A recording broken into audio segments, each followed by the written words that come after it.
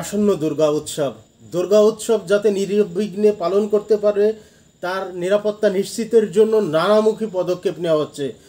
প্রশাসন থেকে শুরু করে প্রত্যেকটি রাজনৈতিক দল এবং মাদ্রাসার ছাত্ররা তারা এই পূজা মণ্ডপকে পাহারা দেওয়ার জন্য নানা পরিকল্পনা নিয়েছে, তারা নানাভাবে চেষ্টা করে যাচ্ছে। তারপরেও দেশে কিছু কিছু জায়গায় প্রতিমা ভাঙচুর হচ্ছে এবং এ নিয়ে প্রতিবেশী রাষ্ট্র থেকে তারা খুব নীতিবাক্য শোনাচ্ছে, যদিও তাদের ক্ষেত্রে, তাদের দেশের ক্ষেত্রে যে সংখ্যালঘু আছে তাদের দেশে তাদের সাথে কি আচরণ করে সেটা কিন্তু আমরা প্রতিনিয়ত দেখতে পাই। তারপরেও তারা যা করে আমরা সেটি করতে চাই না, কারণ আমরা সবাই বাংলাদেশি, হিন্দু বৌদ্ধ খ্রিস্টান মুসলিম, আমরা সবাই ভাই ভাই। এক ভাই আরেক ভাইকে কখনো কষ্ট দিতে পারে না, এক ভাই আরেক ভাইয়ের যে ধর্মীয় যে আবেগ অনুভূতি সেখানে আঘাত দিতে পারে না। তাই তো আমরা তারা যা করে সেটা করতে চাই না। যাই হোক, বলতেছিলাম দেশের কোথাও কোথাও প্রতিমা ভাঙচুর হচ্ছে সেটা দেখছি আমরা, সেটা সংবাদ মাধ্যমে আসছে। কিন্তু প্রশ্ন হলো যে আসলে কি এই ঘটনাগুলো কোনো দুর্বৃত্তরা ঘটাচ্ছে নাকি এগুলো অনেকটা পরিকল্পিতভাবে? একটি সংবাদ আপনাদের সাথে শেয়ার করি, এই বিষয়টি ক্লিয়ার হয়ে যাবে যে আসলে ব্যাপারটা কি। আচ্ছা, দায়িত্বে অবহেলার কারণে বরিশালের বাকেরগঞ্জ থানার ওসিকে প্রত্যাহার করা হয়েছে। সেইখানে মণ্ডপের প্রতিমাগুলোকে ভাঙচুর করা হয়েছে। সেখানে ওসি যে দায়িত্বে ছিল, তার যে দায়িত্ব পালন করার কথা ছিল সেটি তিনি পালন করেনি, তাকে প্রত্যাহার করা হয়েছে। কি কারণে হলো, কি হয়েছে ঘটনাটা? পুলিশ সূত্রে জানা যায় বৃহস্পতিবার গভীর রাতে উপজেলার পশ্চিম শ্যামপুর দেউড়ি বাড়ির ব্যক্তিগত দুর্গা মন্দিরটিতে মূর্তির মাথা ও হাত ভেঙে ফেলে দুর্বৃত্তরা, যা আপনারা ছবিতে দেখতে পাচ্ছেন। শঙ্কর দেউড়ি জানান, শুক্রবার ভোরে উঠে তারা দুর্গা প্রতিমা সহ 3টি মূর্তির মাথা ও হাত ভেঙে ফেলা অবস্থায় দেখতে পান। এসব প্রতিমার ভাঙা মাথা ও হাতগুলো নিচেই রাখা হয়েছিল। খুব খেয়াল করতে হবে যে প্রতিমার যে হাত এবং মাথাগুলো ভাঙা হয়েছিল সেটি কিন্তু তার সামনে নিচেই রাখা হয়েছিল। এখানে এই পয়েন্টটি নোট করতে হবে। পুলিশ সুপার মোহাম্মদ বিলায়েত হোসেন পুরো বিষয়টি রহস্যজনক মনে হচ্ছে।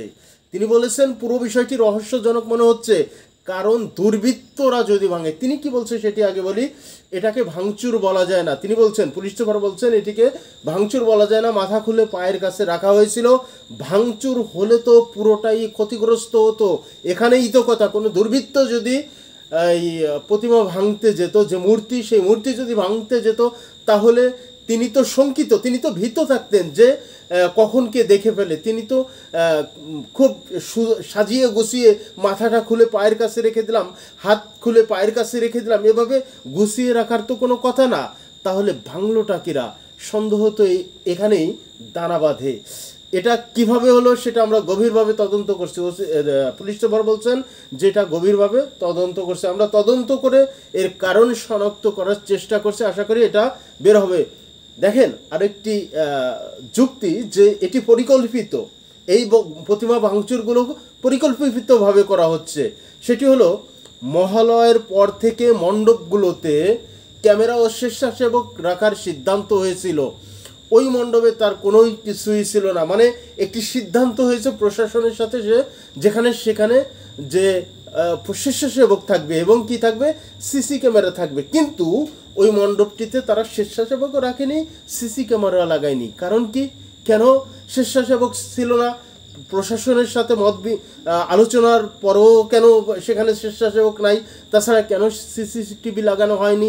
তাছাড়া দুর্বৃত্তরা ভাঙলে সেখানে এলোপাতাড়িভাবে ভেঙে চুরে চলে আসবে, কিন্তু সাজিয়ে গুছিয়ে কেন?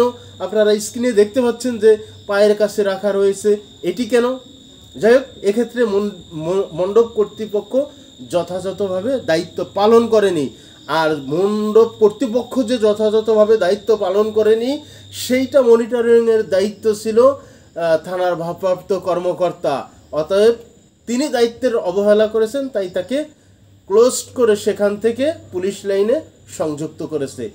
এখন একটু ভেবে দেখতে হবে আমাদের যে এই যে প্রতিমাগুলো ভাঙচুর করা হচ্ছে এর পিছনে রহস্য কি, কারা করছে এগুলো, এবং সেটা পরিকল্পিত কিনা এই দেশকে অস্থিতিশীল করার জন্য, এগুলো খতিয়ে দেখতে হবে। বর্তমান সরকারকে এই বিষয়ে উদাসীন হলে হবে না। প্রতি পদে পদে স্বৈরাচারের দশের প্রতি পদে পদে এই দেশকে অস্থিতিশীল করার জন্য প্রতিবেশী যে কোনো একটি রাষ্ট্রের গোয়েন্দা সংস্থা কাজ করে যাচ্ছে। আল্লাহ হাফেজ।